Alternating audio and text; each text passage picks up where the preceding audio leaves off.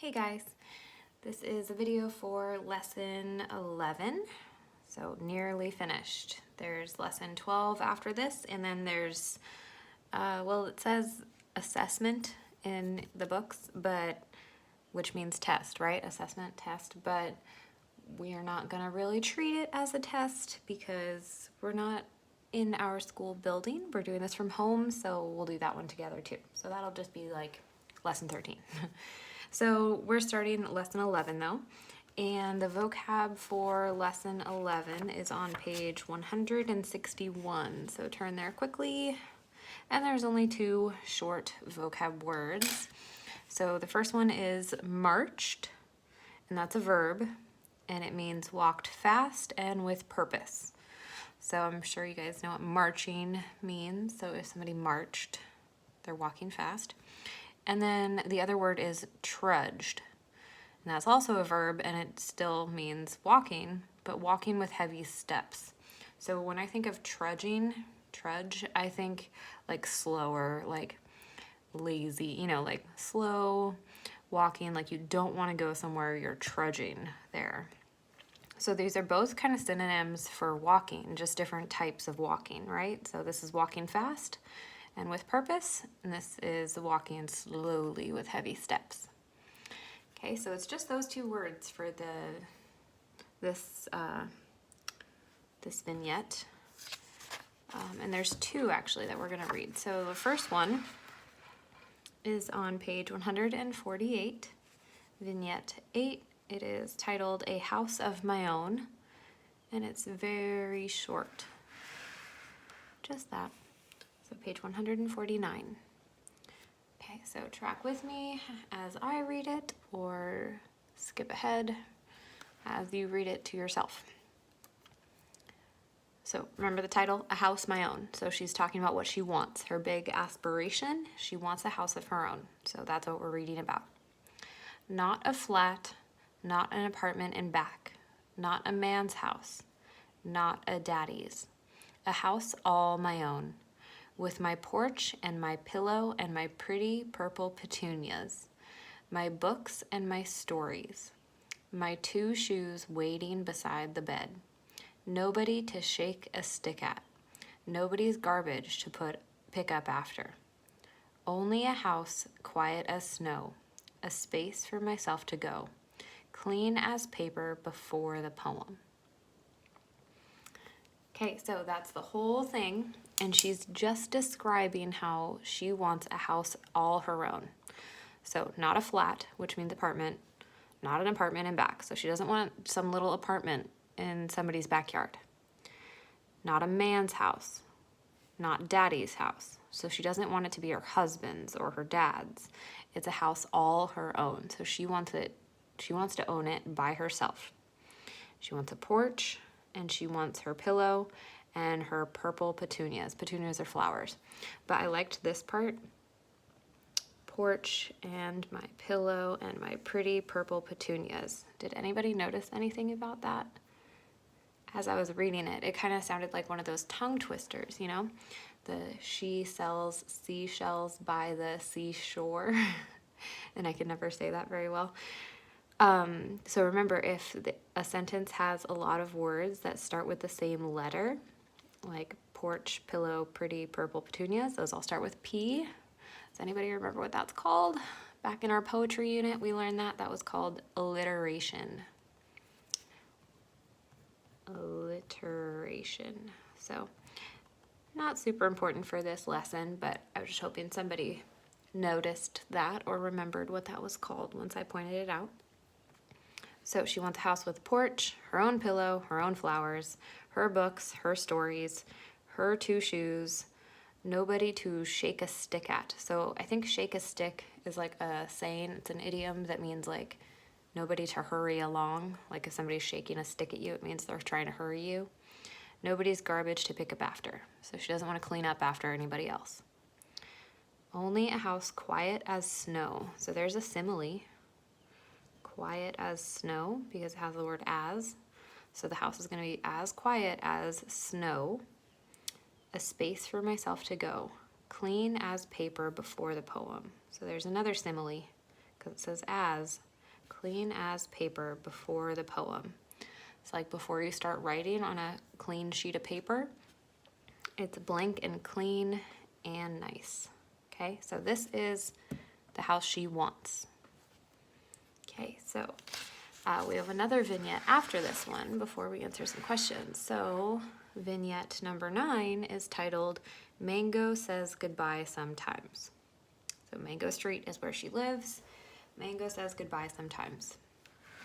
And this one's also pretty short. It's just this page. So page 151, track with me or fast forward, read it yourself.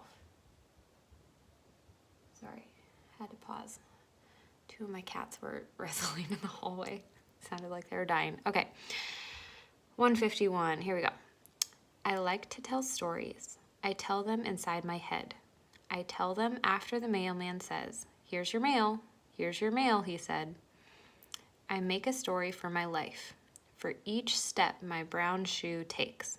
And I say, and so she trudged up the wooden stairs, her sad brown shoes taking her to the house she never liked. I like to tell stories. I'm going to tell you a story about a girl who didn't want to belong. We didn't always live on Mango Street. Before that, we lived on Loomis on the 3rd floor, and before that, we lived on Keeler. Before Keeler, it was Paulina, but what I remember most is Mango Street. Sad red house. The house I belong, but do not belong to. I put it down on paper, and then the ghost does not ache so much. I write it down, and Mango says goodbye sometimes. She does not hold me with both arms. She sets me free. One day I will pack my bags of books and paper. One day I will say goodbye to Mango. I'm too strong for her to keep me here forever. One day I will go away. Friends and neighbors will say, what happened to that Esperanza? Where did she go with all those books and paper? Why did she march so far away? They will not know I have gone away to come back, for the ones I left behind, for the ones who cannot out. Okay, so all of these vignettes are I think they're pretty confusing sometimes, like the deeper meaning to them, but this one especially. So they kind of read like poems, like free verse poems that don't rhyme.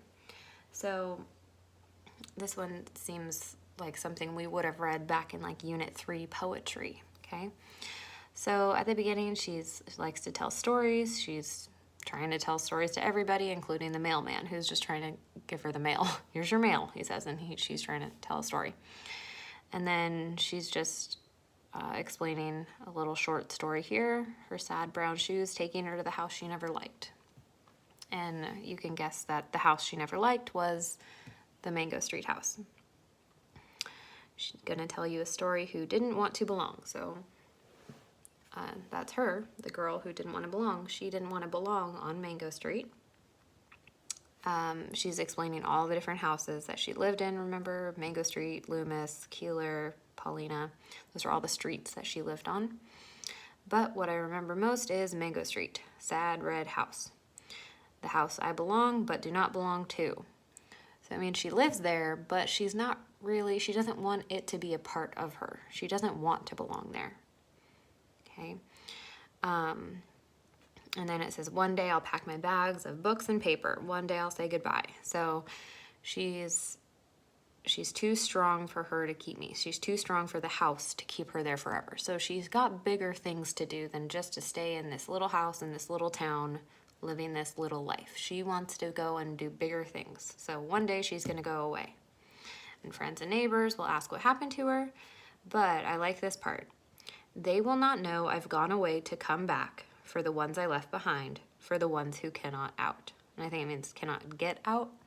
So remember back in the funeral vignette, the baby funeral vignette, when she met those 3 creepy old witch ladies who kind of like predicted her future, that she'll leave, but she has to come back and help the people who can't leave. So Esperanza's going to go away to come back for the ones she left behind, for the ones who can't get out. So she's going to leave and go be better and then come back to help the people who can't leave. Okay, so that's a good thing. Okay, so that's the last vignette there. So now what we're going to do, it's a little bit tricky. You're going to have to remember back to the beginning, because on the next couple of pages, what we're doing is just comparing all the vignettes and answering questions about them to try and analyze Esperanza's character. So we want to kind of think of her as a person and think about how she has changed from the beginning all the way to the end. Okay, so it's going to take a lot of memory, or you're going to have to go back and reread some of these stories. Okay, so for page 152, activity page 11.11, this one is all about vignette number 1. So the very first one we read, and I feel like I at least read this 100 times. I read it out loud lots and lots of times. We drew the house, everything, right? So that was describing the house. So if you need to go back and look at it again to be able to answer these questions yourself, go for it. If you want to pause the video here and answer these on your own to see if you can remember these things, that would be fantastic. Okay, that's what you would try to do at school if we were all together. I can't control what you do, and I want to go over the answers with you. So if you can, pause the video, answer the questions, try to go back, look at the story, answer the questions, write them down, and then check your answers, okay? Like how we do in the math videos, or like I hope you do in the math videos. Okay, so back to vignette 1. What did Esperanza say she wanted? Her aspiration in the first vignette you read, the house on Mango Street. Remember to use quotes. So, what did she want? What was her big thing she wanted? Okay, so Esperanza wanted, and remember we're using complete sentences because we're 4th graders and that's what we do. You can't just say a house. Okay, that's not a sentence. That's lame. Esperanza wanted, sorry, I got distracted. I didn't finish my word. Esperanza wanted a real house. Okay, and real house is my quote from the story. That's exactly how she said it. She wanted a real house, not the, I don't know, fake houses she thinks she has. Okay, number 2, whom did Esperanza meet? Give a quote from the text about how that meeting made Esperanza feel.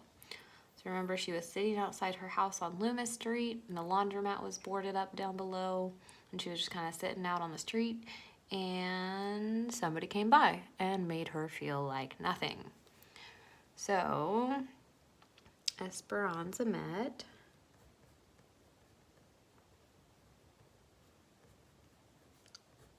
the nun. Remember, she met the nun from her school, a teacher from her school. The nun made Esperanza feel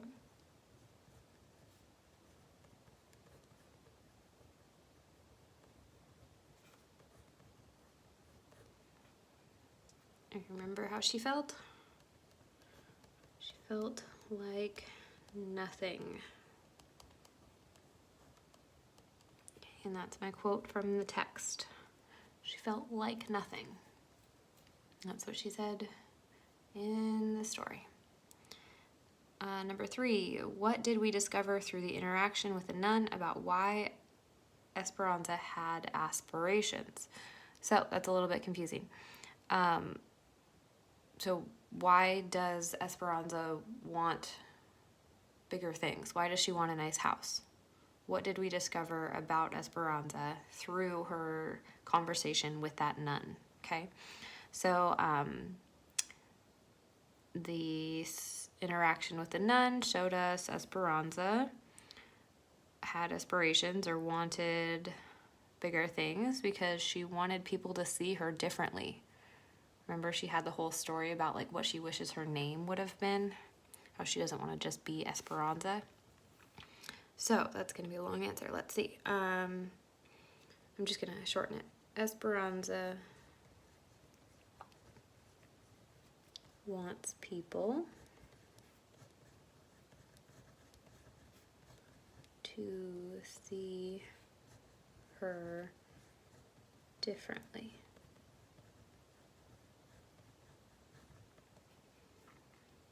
Okay. All right, so pause there if you need to keep up or catch up with the writing. On the next page over here, same deal, except for now we're looking at a different vignette. We're looking at number 4, Our Good Day. Okay, so this one wasn't too long ago. I feel like this was a pretty recent story. Our Good Day, who did Esperanza meet for the first time in this vignette? Okay, so if you need to look back and remember this story, you can, but maybe if I just say their names. Sorry, it's not their names. Rachel and Lucy was who she met, remember? They were the sisters and they were bossy and looking for money so that they could buy that guy's bike, and then Esperanza, Rachel, and Lucy all shared the bike and went for a ride, and it was like a great fun day for them, okay? So Esperanza met Rachel and Lucy. They give you a lot of lines for these answers. Oh no.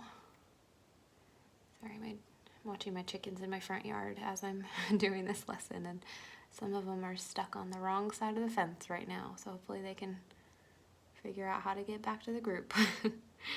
Okay, anyway, number 5. By the end of this vignette, what was Esperanza's relationship with Rachel and Lucy?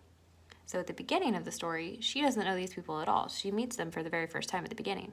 But by the end of the story, when they're riding the bike and they're loving life, just having a great time, I would say that by the end of it, they were friends, right? They were friends by the end of this vignette. Okay, number 6. In The House on Mango Street and other vignettes, we looked at Esperanza's aspirations. We discovered that Esperanza wanted a different life and was not happy with the one she had.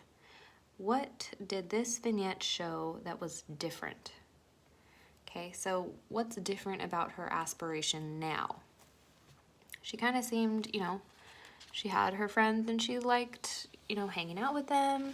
They seemed to be kind of like poorer than Esperanza, like their situation wasn't as good as hers. I think it talked about how, like, I don't know, something about their shoes and how their pants, like, didn't really fit very well. And she had that one friend at the beginning. Can't remember her name.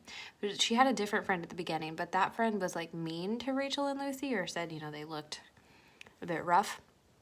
So she, like, didn't want to be with that friend anyway. So, by the end of this story, she was happy now because she had some good friends. Okay, so Esperanza was happy because she had friends. Because so far, all we've read about her is she's kind of miserable, pretty selfish. All she wants is this bigger life for herself because she hates the life she has. But now during this story, she's happy, especially at the end when they're riding the bike, because she had friends. Okay, pause it if you need to. Next page. Okay, page 154. This one is about those who don't. Okay, so this one is the story about when she was talking about how people who drive through her neighborhood who don't belong there see these characters, these guys who look really scary and mean and intimidating and fearful, but you don't have to be afraid of them because, oh, that's just, that's just the boy who looks like a dumb baby or whatever she called him. She just said, you know, oh, don't worry about them. They're not scary. Okay. So if you need to go back and remember that one, flip back, find vignette 5. Number 7, in the vignette, Those Who Don't, Esperanza talked about people outside her community. How did people outside her community feel when they drove through Mango Street? Use a quote. So, how did people feel when they drove through? Like if you didn't belong in this neighborhood and you got lost and accidentally drove through it, how did people feel? So I kind of mentioned that already. They felt scared. Okay. I'm going to call them outside people. Outside people would feel scared, and she used the word scared, so scared is going to be my quote. When driving through Mango Street.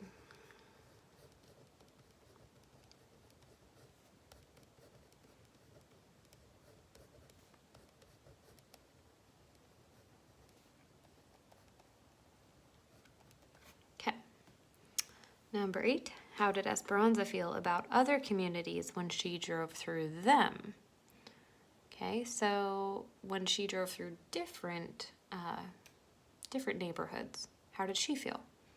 So she described that. She said that she would also feel scared.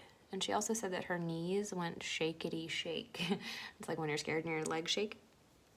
So she would also feel scared.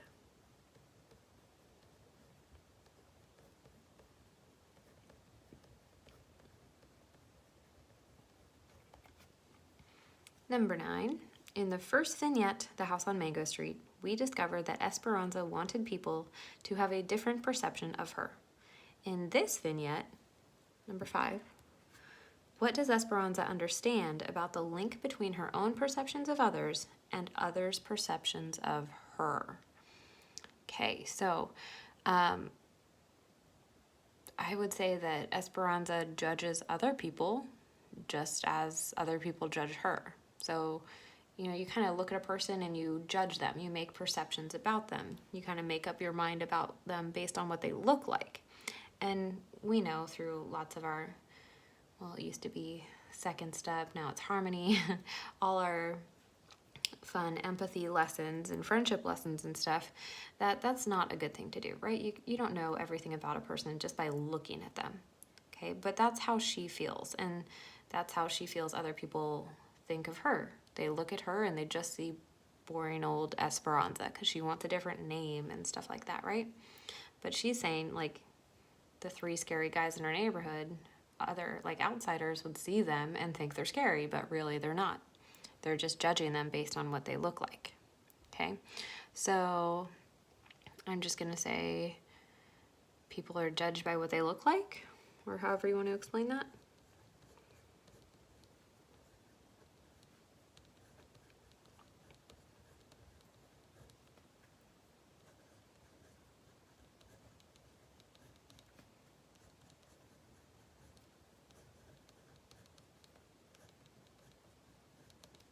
Okay.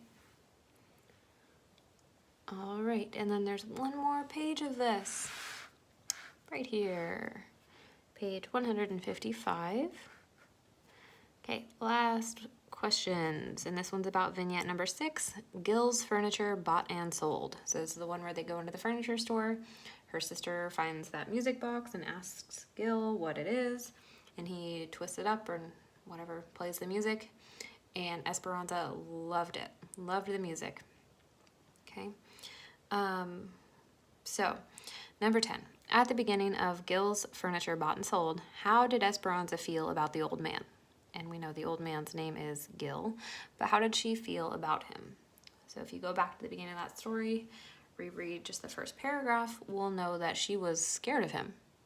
He never talked. He just kind of stood there in the side. You wouldn't even know he was there, except for then you'd see his, like, glasses floating around. That was like his eyes just, like, you know, being creepy on the side. He didn't know he was there. He was like a ghost, right? So Esperanza was scared of him. She's scared a lot. Not very brave. Was scared of Gil. Number 11.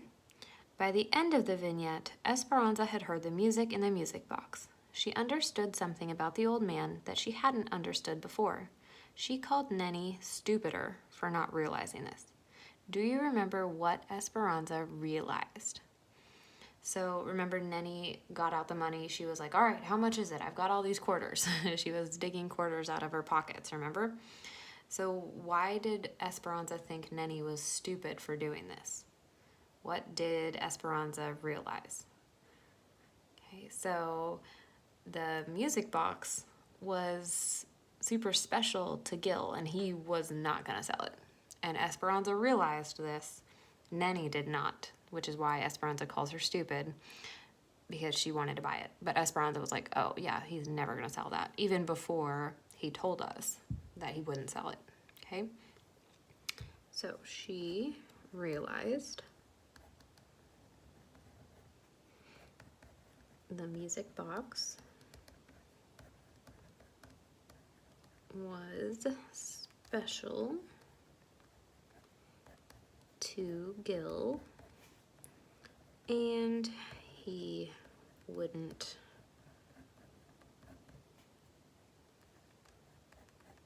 sell it. I liked that vignette. That was a good chapter. Okay, if you want to pause here for a second, go take a break, go get a drink, go eat a snack, go to the bathroom, go hug your dog, do something, because it's already been like almost half an hour and we're still not done. There's one more thing. Okay, so after this page, take a break and then continue here with this chart. Okay, we're almost done. All right, so on page 156, there is a chart right here that we're going to fill out about how some of the characters and stuff like that changed, kind of changed Esperanza's personality. How did her character change based on some characters she met? Okay, so these are the titles of some of the vignettes, the ones that we just talked about. We just answered questions about all of these. In this column right here, major interactions, that means like who did Esperanza interact with? Who did she have conversations with or talk about during that chapter? And then in this column, it's how does the interaction change Esperanza? So what did it make her feel? What did it make her understand? How does she change during that conversation with this person in this vignette? Okay? Because she does subtly change throughout the entire story from the very beginning to the last vignette that we just read a few minutes ago, or like 20 minutes ago. So how does she change throughout each vignette? So in the very first one, the house on Mango Street, remember she met the nun. That's who she talked to. That was her main interaction. She talked to the nun. And how did that interaction make her feel? We already talked about that. Makes her feel like nothing. Okay, maybe you've had somebody treat you like that, where you felt like nothing after you talked to them. You didn't feel important enough. You didn't feel good enough. You didn't feel like a good person, even though I know all of you personally, and you are, obviously. Wouldn't be making this video for you if I thought you were nothing. Okay, so next one, Our Good Day. So that's when she met the sisters, Rachel and Lucy. Okay, so, and how did that change her? So she was happy, so it makes her happy.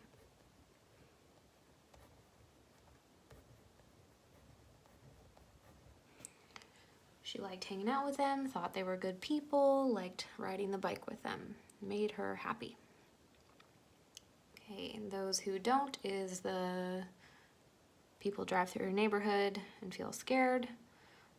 So that's, we'll just say community members. Or neighbors, I guess, would be fine.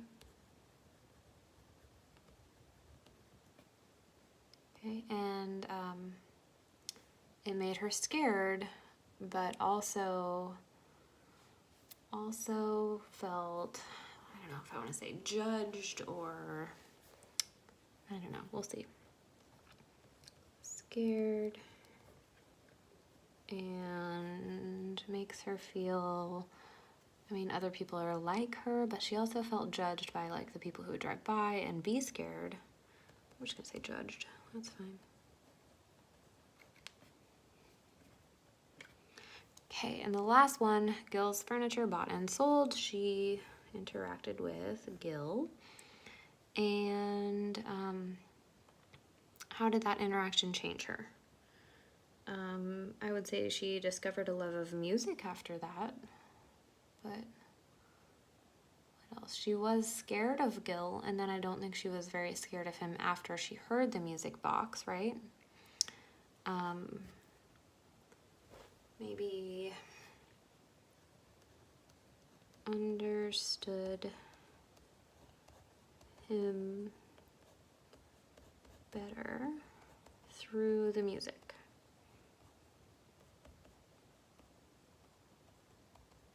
And I'm going to add no longer scared, because she was scared of him at the beginning. Okay. Okay, so pause it there if you need to catch up with the writing. And there is just a short answer right here. And then you're done with this lesson. Okay? So, very important question. Basically what this whole unit is about. Do you think Esperanza's empathy grows, shrinks, or stays the same through the vignettes? Explain your answer with examples from the vignettes. So, do you think her empathy grows, so increases, shrinks, decreases, or stays the same? So she didn't change. And remember, empathy, we've learned this word a lot through second step in previous years and harmony this year. Empathy is understanding how other people feel, right? Putting yourself in their shoes, being kind even when you don't have to be kind to other people. So do you think she becomes a better person as her empathy grows? Do you think her empathy is shrinking? Does she become a worse person? Is she less understanding of other people? Or does she totally stay the same throughout all the stories? Okay, so I'm going to give you a sentence starter. I think Esperanza's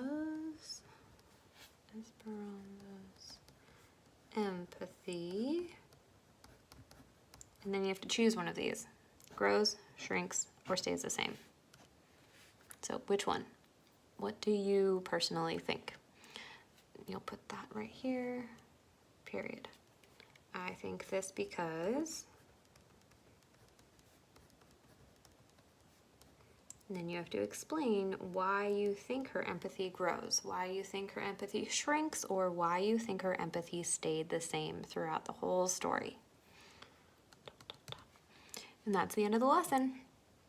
I'll see you back here for lesson 12, which is going to be a very short video, and then the assessment video. Bye, guys.